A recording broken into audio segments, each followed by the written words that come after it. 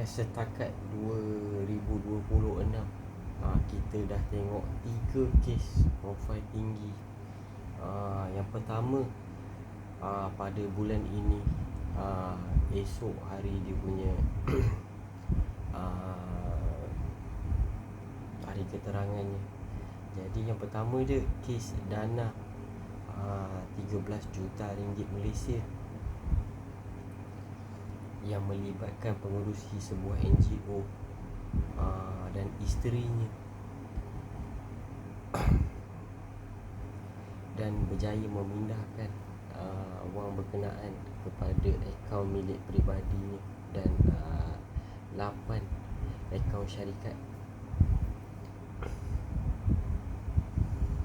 So kes berada di Mahkamah Negeri Sembilan pada besok hari.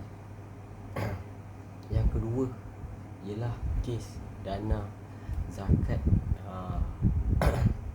yang diketuai pada bulan April 2026, melibatkan seorang timbalan yang dipertua bersama seorang pengarah syarikat.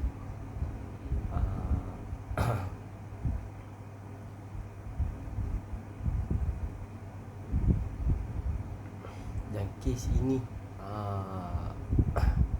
ditepis oleh Lembaga Zakat Selangor.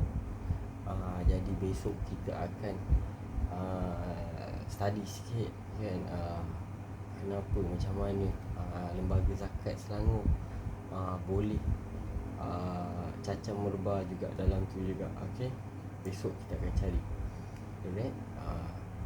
So satu lagi, yang ketiga, kes yang korang dengar lebuh raya tak siap kan. Why lebuh raya tak siap? Itulah masalah dia.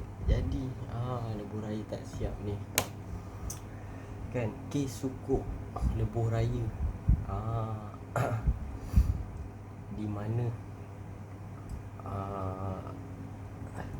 penyelewengan dana sebuah NGO di Selangor melibatkan kira-kira 40 saksi dengan aset bernilai 8.7 juta ringgit Malaysia disita.